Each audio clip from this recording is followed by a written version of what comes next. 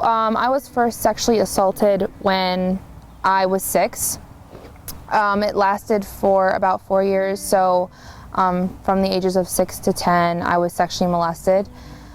And I was sexually assaulted when I was 12 and when I was 13 by the same person who molested me.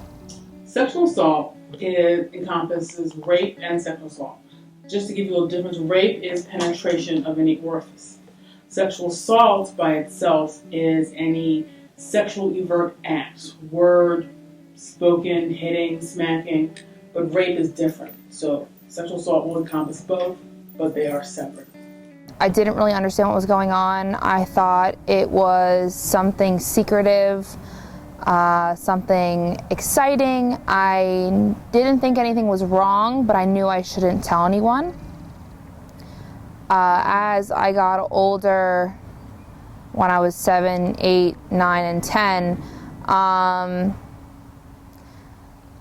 it became a habit and it became routine. 1 in 9 girls and 1 in 53 boys under the age of 18 experience sexual abuse or assault.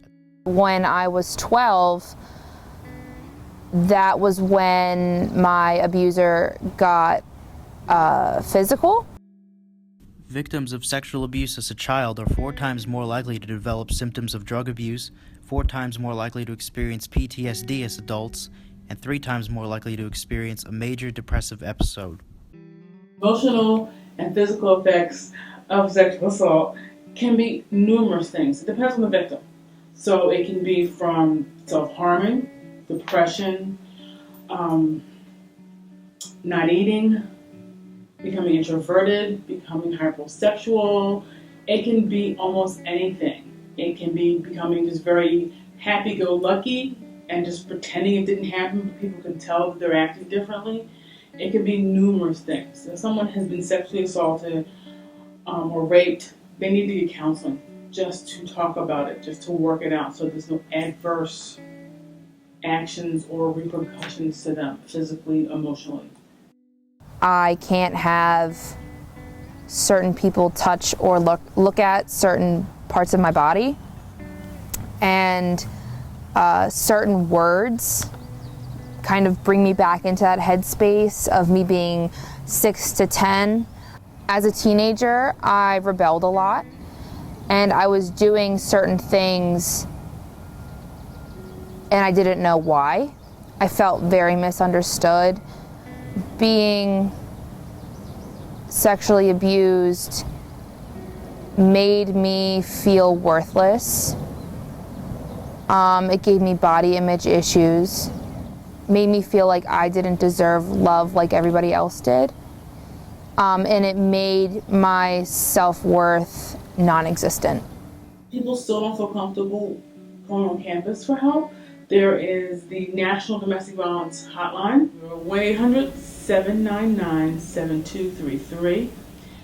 Sexual abuse and sexual assault and molestation is a very common thing, yet it is still so taboo to talk about. It needs to be told in order to stop the person who has done the abusing.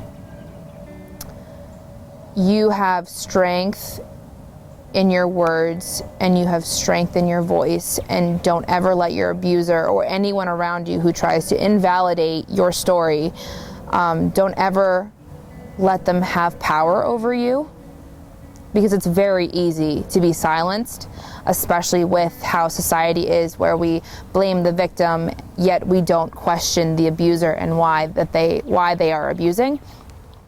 You are not the reason why you were molested or sexually abused or sexually assaulted at all. You were sexually assaulted because your abuser wanted to abuse someone. So for it happening to millions of people, especially young children and teenagers and even like grown people, nobody feels comfortable coming forward and talking about it.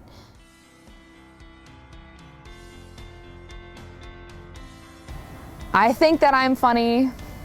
I don't know if anyone else does, but I think that I'm funny and I make myself laugh. So that's always a positive.